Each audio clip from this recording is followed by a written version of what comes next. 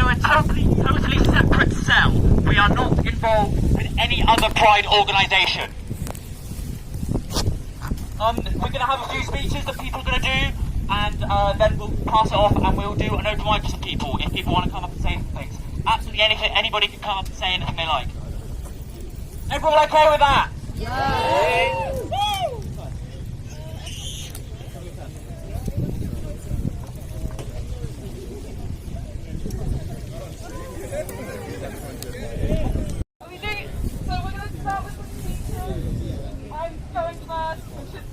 But we're doing it anyway.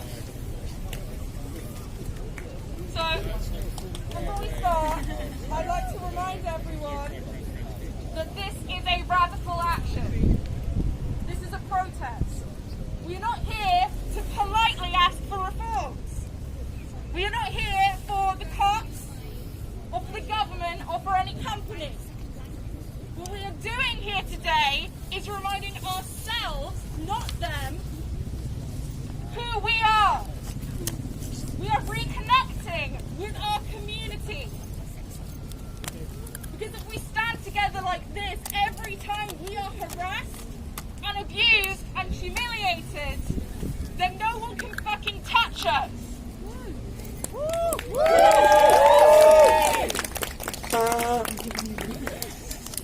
We will not need governmental reform. We will not need the government to protect us. Today we declare that us, our community, ourselves as we are enough. That we are strong enough to protect ourselves and support ourselves. That is what liberation means. And that is what pride means. So tell me what community looks like. This is what community looks like. Tell me what community looks like. This is what community looks like. Okay, who wants to go next? I'll go.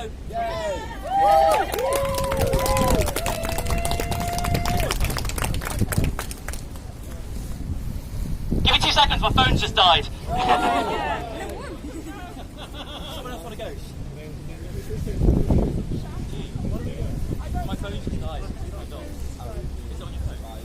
We're here! We're queer! We will not live in fear! We're here! We're queer! We will not live in fear! We're here! We're queer! We will not live in fear! We're here. We're queer. We will not live in fear. We're here! We're queer! We will not live in fear! We're here. We're queer. We will not live in fear. Woo! Thank you so much, right.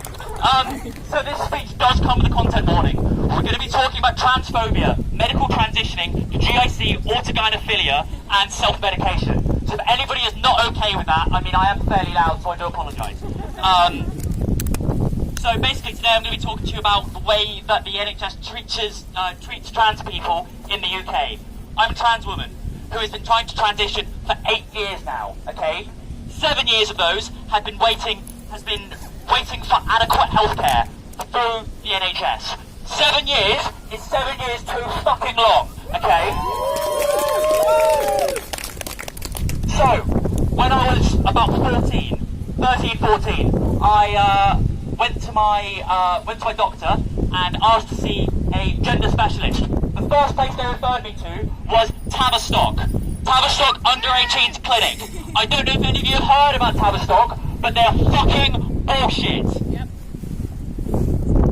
So during my time there, I was seen by 2 older men, presumably cis. They did not state to me at any point that they had my best interest in need. This was very not clear during my time there.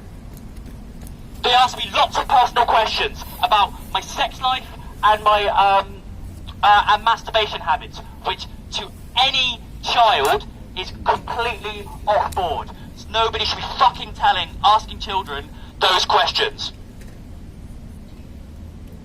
After this, they told me that everything I was feeling was just a sexual fetish. They completely ignored anything to do with dysphoria, anything I mentioned about discomfort in my own fucking body.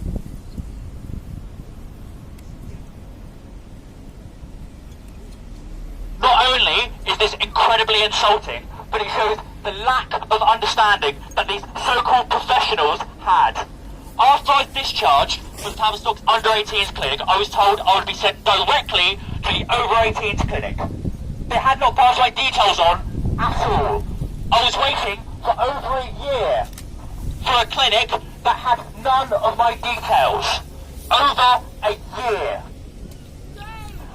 When I finally got in contact with them,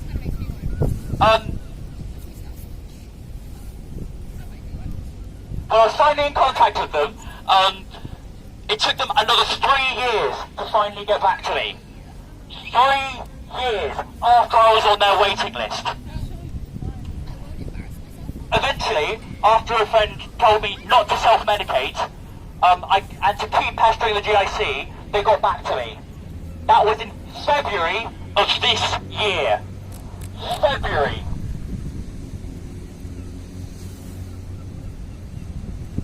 When I was with them in February, I still found them incredibly regressive. When asking about one of my ex-partners, who I said was they asked were they male or female. I said non-binary. The clinician's response to that was, that's a score by error on my part. No fucking shit. The fact that a GIC have no idea, or didn't even consider a non-binary person, is absolutely fucking disgraceful. I've highlighted some of the issues with just the GIC. But this is just from a trans woman perspective. I have not touched on intersex people or non-binary people. There are still so many other issues that the GIC have. We shouldn't need a GIC for people to transition. We shouldn't need, we shouldn't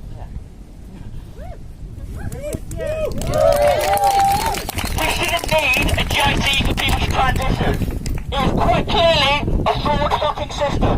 If it took somebody 8 years to finally get adequate healthcare, it's quite clearly not fucking working.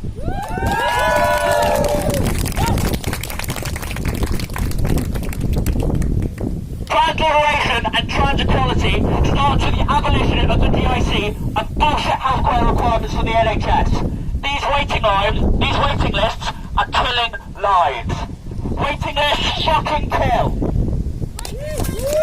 So unfortunately couldn't be here today, but she's the one who put this all together. We 100% owe her this event, and so she's written a speech that we're going to read in her absence. I have been organising shoulder to shoulder with our comrade Eva since March. Every fucking protest, she's out, she's at the front, and this is one of our closest comrades, visionary of this event, and I want to take a moment right now to thank the beating fucking heart of Brighton's queer scene. Can I get this entire crowd right now?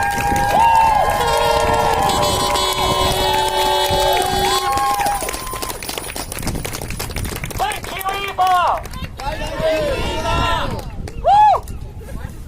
Right, so she sent this speech, and I'm going to read it to all of you. And this event meant a lot to her, and she's so sad she cannot be here today. We're filming, we're going to send the speech, and hopefully it's going to make her happy. Right.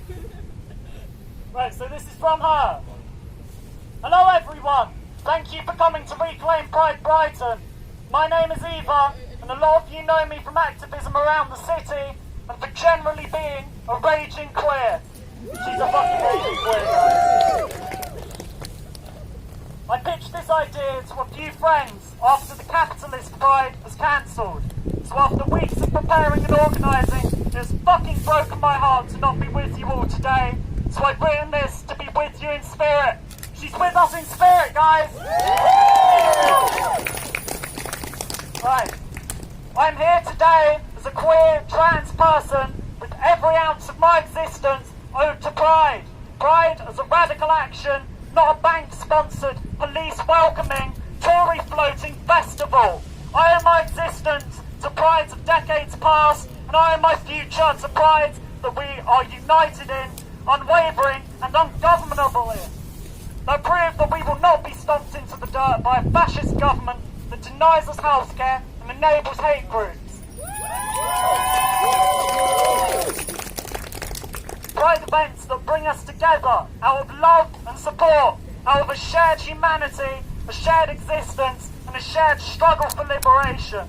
The spirit of pride and the liberation that it grants us is not carried through the corporation's rainbow money-making machine. It is carried with us. It is carried with us as a community, rising up from the dirt they wish to stomp us into, working together to reclaim pride for ourselves. The first time I was ever in Brighton, I was only a few months into my transition. I was at the Capitalist Pride event, and it was shit. Who here agrees Capitalist Pride's shit?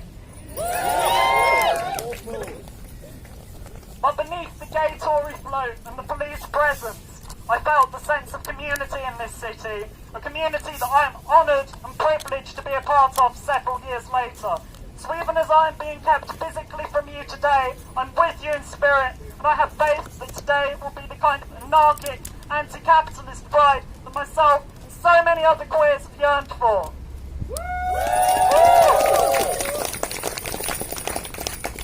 I have faith in this movement, I have faith in my friends, I have faith in the love of my life, and I have faith in the community that I love. I love every single one of you who's turned up today. You are going to see a lot of us in future.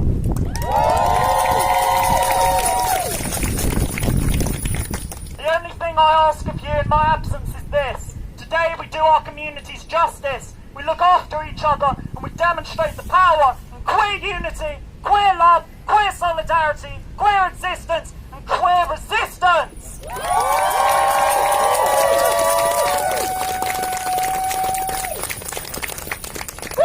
Right, Breather, I want every single one of you to chant with me, reclaim pride! Reclaim pride! Reclaim pride! Reclaim pride! Reclaim pride! Reclaim pride! Reclaim pride! Reclaim pride! Reclaim pride! Reclaim pride! Circle. But I think everyone here is brave enough, maybe, to come and speak in the circle. So if you'd like to come and contribute something, please do.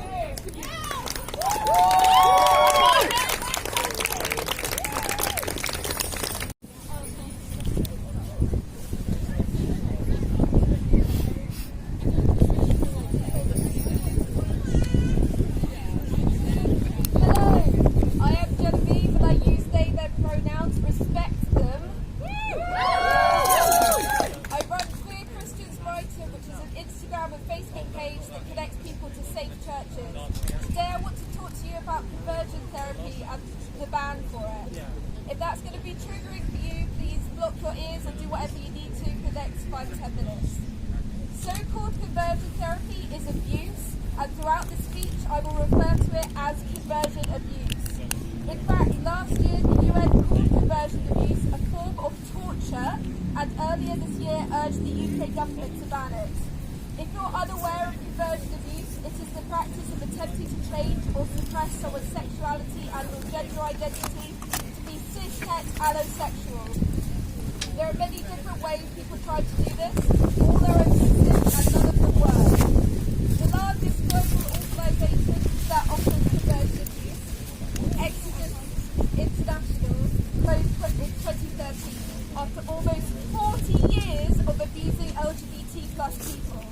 When it closed down, and in many interviews since, the former president of Exodus has repeatedly stated that conversion therapy does not work and that it is impossible to change someone's sexuality. And yet, across the globe, including here in the UK, the practice continues. Some of it happens via organisations such as the Core Issues Trust, but even more prevalent are deliverance ministries and pastoral care happening in places of worship, including here in Brighton. The UK government promised to ban conversion abuse 3 fucking years ago, and they're yet to keep that promise. Trying to get this ban passed has been an utter shit show. It wasn't debated until March this year, which concluded with the representative of the Secretary of State of Equalities giving no timeline for legislation, not using the word ban and allowing for religious exemptions and possible exemptions for adult conversion abuse. Shame! Soon after this, the government's LGBT plus advisory panel was disbanded, and since then the ban has been promised again, this time in the Queen's speech, but the blocks to a suitable ban are still there. Currently, the two main blocks to getting it passed are: one, despite trans people being twice as likely as LGBT people to be offered or undergo conversion abuse, the government is reluctant to include trans conversion abuse in the ban. Two, due to lobbying of certain religious groups, most notably the Christian organisation Evangelical Alliance, which some churches in Brighton are part of, the government is reluctant to include religious pastoral care in the ban. This is particularly worrying as the majority of conversion abuse offered and carried out in the UK is via religious pastoral care. Conversion abuse is not only abuse and torture in itself, but the consequences following it are also devastating. I'm sure that you're already aware that the rates of mental illness are higher in LGBT plus people than the rest of the population, but you may not know that the rates of mental illness are even higher in LGBT plus people of faith. Conversion abuse causes many types of mental illness and often leads to suicide. A recent US survey found that LGBT plus youth who experienced conversion abuse were more than twice as likely to attempt suicide. For those of you who are thinking, well, I'm not religious, this doesn't affect me, or why don't religious queers just leave their religion? I hear you. Religion, particularly Christianity, has a blood-soaked history in many different areas, including LGBT plus oppression. But the thing is, lots of LGBT plus people will grow up in queerphobic churches. They will be the ones who are either forced to participate in conversion abuse or are indoctrinated so that when they're adults they seek it out voluntarily. Of course, it can be never voluntary. You can never consent to conversion abuse.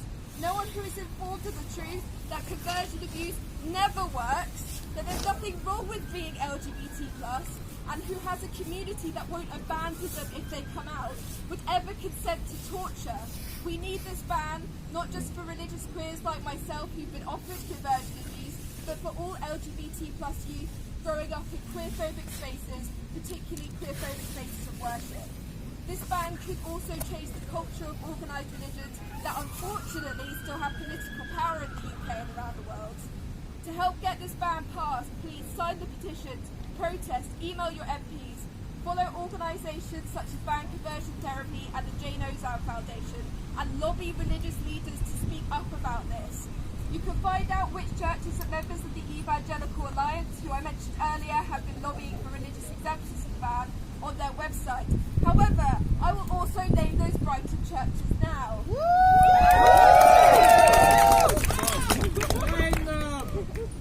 Holland Road Baptist Church, Emmanuel, City Gate Church, Brighton Vineyard Church, City Coast Church, and Logos International Church.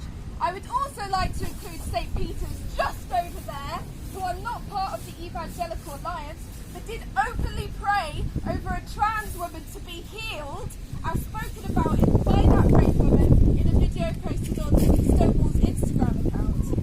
When you campaign, please make sure to include and bring trans conversion abuse to the front of your campaigning. If you'd like to know more about this, or which churches in Brighton are safe for LGBT+ people, or if there are quite a few, then come find me later or follow and message me on Instagram and Facebook at Queer Christians Brighton. Thanks for listening and happy non-corporate pride.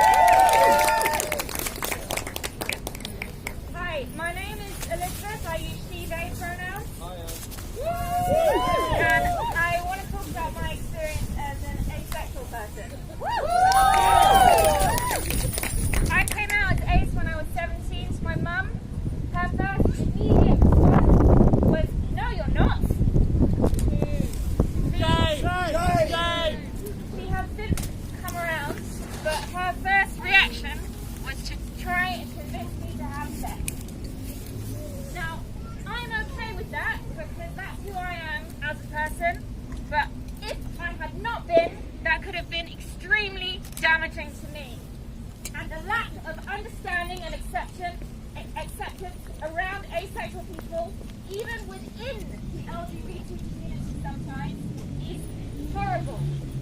I have found people online who are accepting and wonderful. I have also found people online who have said I am not queer enough. I dated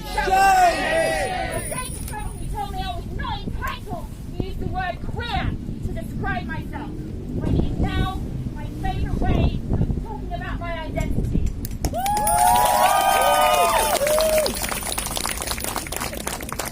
I am lucky, as a sex-positive asexual person, that I am accepted in those queer places.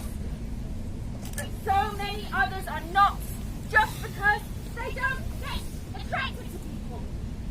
What is that? I am ashamed of the fact that this is a part of our community that we have let down, and I really hope that we can come back and welcome all asexual people into our community. There are other people who face it even worse. Anyway, that's all I want to say, so thank you.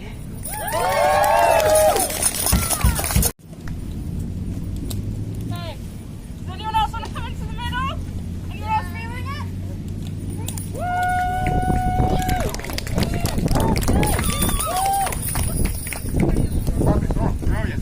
Hello, I'm Akira. I use they, them pronouns. It's fucking fantastic to see you all here. I just wanted to talk a bit about homophobia and transphobia in the schooling system. This is just my personal experience, but I know many friends who have similar experiences. I just think it should be focused upon. So in year 8, I knew I was gay, or bi. It took some figuring out. And I was gay bashed for it every day. Every day I was beaten up, and when I brought this to administration, they did not care. When I came out 2 years ago as non-binary, I was forced into the male clothing. In the school, there's male category and a female category. You weren't allowed to switch between the two. I was forced into male clothing and to use he, him pronouns. When I advocated against the people who beat me up, when I advocated for queer rights in my school, I was given detention for being disruptive. It's time to change shit. It's time to change it because we are the future. We are angry. And with every fibre of my being, I'm here and I'm queer. I just thought that should be brought to people's attention because I've got a lot of friends with similar experiences, and that's just all I wanted to say. Thank you very much. How are we doing today? Are we angry? Are we mad? Do we want change? Okay. My name is Adisa. My pronouns are they, them. And today, thank you for giving me this space to speak about my experiences as an Iranian queer trans person. Family. So, some of the themes that I'm going to discuss is worldwide trans abuse and my experiences with that and my siblings back at home and what they're going through. To me, reclaiming pride is not just something here in Brighton, and I love that we're doing this because we need change. But one thing that pisses me off, and pisses all of my siblings off, and pisses you off, I'm sure, is the fact that corporate pride forgets that we are still under attack and we do not have the rights that we need and that we must have. And that's the same all around the world.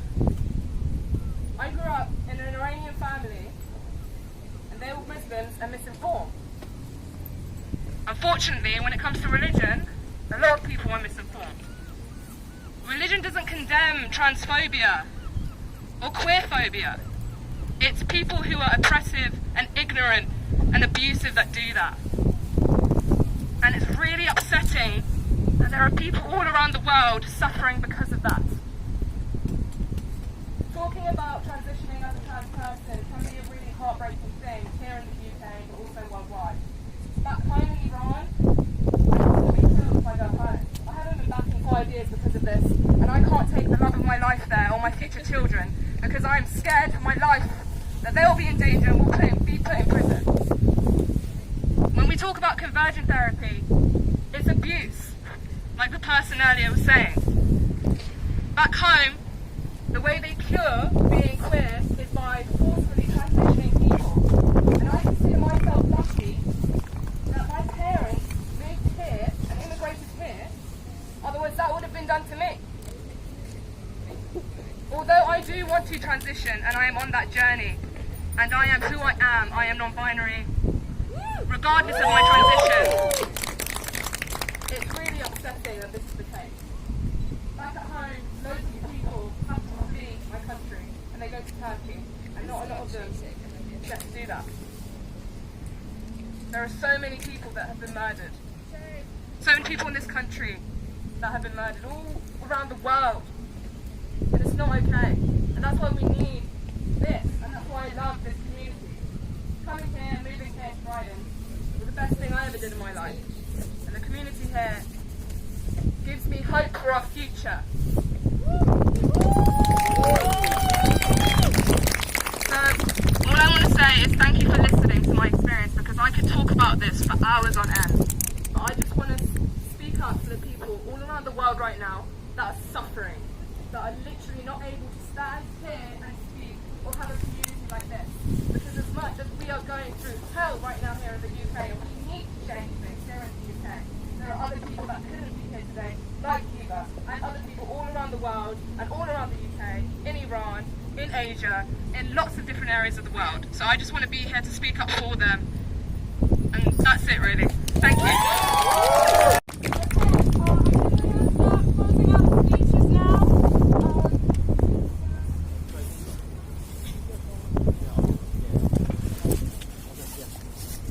Hi everyone, me again. So this is a speech about a renowned transphobe. She works at Sussex University, head of the philosophy department. Her name is Kathleen Stock. Shame! Brighton has a reputation for being an incredibly liberal city, the queer capital of this piss-riddled island. A safe haven for anyone and everyone. If that is the case, then why is she still working at Sussex?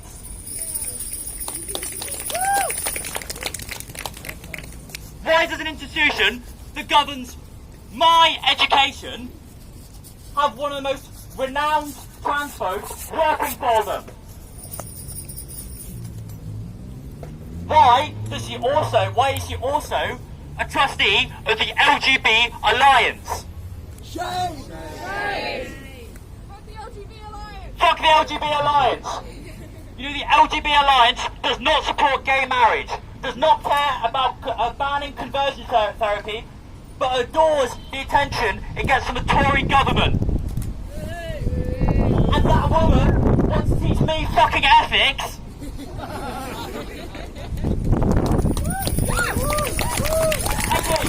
Not my words, Eva's. If Sussex University gave a singular shit about queer and trans people in this city, they would have fired Stock long ago. Stock out! Stock out! Stock out! Stock out! Stock out! She also would not have been awarded an OBE. The audacity of public figures and published authors and university professors who present themselves as counterculture warriors, battling for the violence of my existence, when they're awarded OBEs and have their books published and a Guardian article written every other week.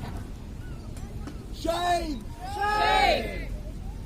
While the government registers the LGB Alliance as a registered charity, and TERF rhetoric isn't just rhetoric, it is absolutely not a debate. It is causing and threatening harm to trans people and trans children in this country. Not that trans children aren't people, by the way. But there is hope. Public opinion towards TERF is nowhere near what they used to have you believe. Sorry, that's as much of a lie as anybody as anything else they say. Sorry, I have not read the speech beforehand.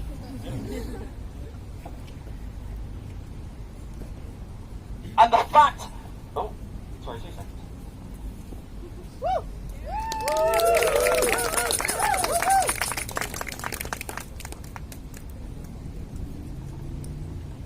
And the fact that the 2-year hate campaign that they launched against the GRA reform didn't change anything in their favour speaks... sorry. Thank you. Speaks to how they're dangerous and hateful. They're powerless when we stand together and fight together. The institutions that dictate our lives are not our friend. The University of Sussex, Kathleen Stock, and the LGB Alliance are one messy, intolerant example. But what we've learned from resisting the TERF movement in this country is that we shall not be divided in this country. No amount of Guardian articles, university funding, or online rhetoric can defeat us, and we will continue to prove that any TERF, Tory, or fascist that doesn't like us and the fact that we exist. That sentence hasn't been finished. Fuck the Tories! Our existence is not up for debate. When we say queer existence is resistance, we mean queer existence is fucking resistance! Queer existence is resistance! Queer existence is resistance! Queer existence is resistance! Queer existence is resistance! One more time! Queer existence is fucking resistance! Queer existence is fucking resistance! Okay, we're having just one more speech. Thank you for being patient with us. Moving.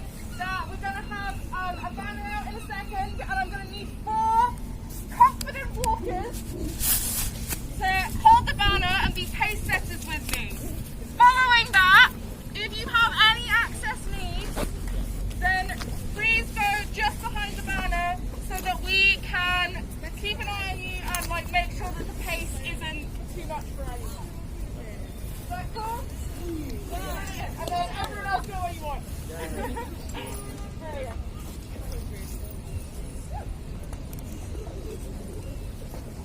Hello! Hey. Right, this one's got to be long and it's got to be fucking heavy. We've got content warnings in here, police violence, sexual assault, murder, misogyny, queerphobia, all the heavy shit you've got to deal with as a feminine person in this society, okay? I don't have my makeup on today, there's no dress, sadly, but I'm still a feminine fucking person and I'm still affected by trans misogyny. Right, we ready? Yeah. Look after yourselves while you listen. This is a lot. Right, I've been on some of my first ever nights out recently, and they've been experiences I don't think I'll ever forget. I have the most incredible friends, and I have had a great time, but it's never that I remember the most. What I remember the most is feeling fear at the end of the night, the weight of which spans entire generations in single breaths. I remember feeling fear that I know all women, misogyny-affected people, and queer people have been unified in at some point. I remember that last hour of the night where I go from happily tipsy to more sober than I've ever felt before. I remember getting to the stage of the night where you ask yourself, will everyone get home safely? A question which should never have to be asked. We should live in a society where we know everyone will get home safely. It should not cross our minds.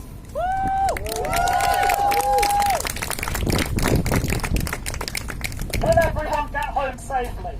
And after you run through flashbacks to your stolen childhood, the catcalls of your teenhood, the scars of oppression, and you feel the weight of centuries of patriarchy on your shoulders, while you're sat below the stinging bar lights, you ask yourself the next question.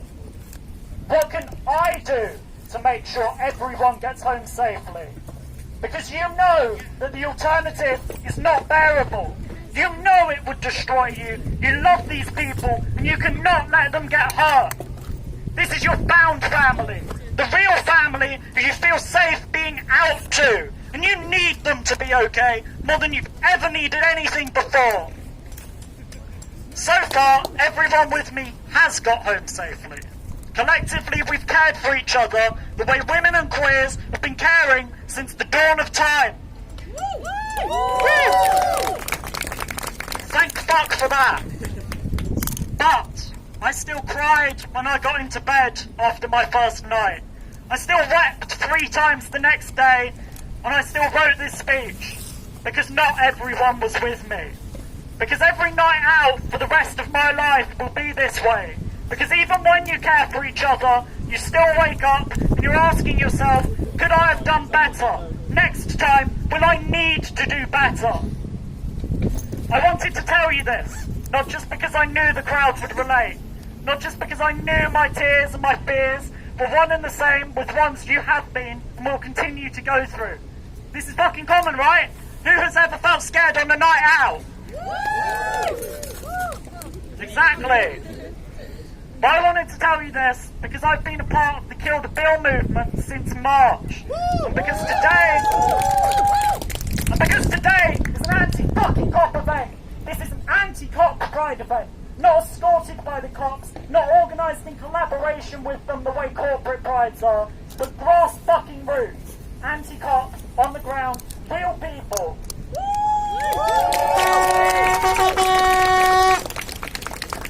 No big money donors here. Earlier this year, Sarah Everard was murdered by a police officer. And this story hit home for people across the country. It hit home here in Brighton too, from me and many others. And when we came out to mourn, the police acted brutally, snubbing much of the early support for the Kill the Bill movement and re-traumatising many of those who had already had bad experiences with the police. If you were out that night at that vigil, you're a fucking hero. Because the shit we saw across the country is unacceptable. I'm telling you this because the lack of safety I feel on nights out as a feminine queer individual is directly linked to the fact that we cannot trust the police. The officers in daylight are just as dangerous to us as men at midnight.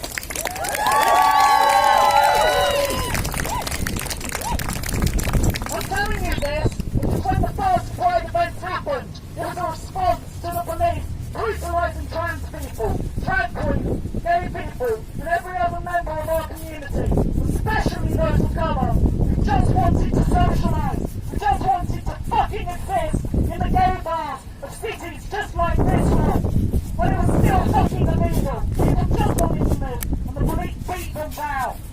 Look at your fucking history.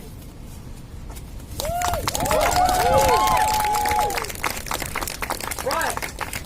Jump with me in a second, right? It's our history, don't deny it! Stonewall was a fucking riot! It's our history, don't deny it! Stonewall was a fucking riot! It's our history, don't deny it! Stonewall was a fucking riot! It's our history, don't deny it! Stonewall was a fucking riot! One more. It's our history, don't deny it! Stonewall was a fucking riot! It's our history, don't deny it! Stonewall was a fucking riot! The police haven't been our allies historically. They are not our allies now. And when I try my best to get home safe and to protect those I love, it is not police who are my allies in doing so. It's my fellow fucking queers. I don't want police at Pride. I do not want police to have more powers. I don't want the police to murder a single sister more or to brutally police others. I want to live in a society where the unity of the people, of the queers, of the women, of the people of colour, the disabled people and the working fucking class get us home safe. Our unity! Our unity will protect us. I want to live in a society where we support each other and where a strong feminist movement crushes the oppression of cis-heteropatriarchy with big, sweeping changes. If you can dream it, and if you think it would benefit us when we're suddenly shocked, sober, in fear it lights up, I want to hear it. I'm tired of hearing about solutions involving the same police who laugh off our hate crime reports. I want people-led, feminist solutions. I want a justice system which fucking listens to survivors when we say, I'm Bliss, I'm 18, and I was assaulted.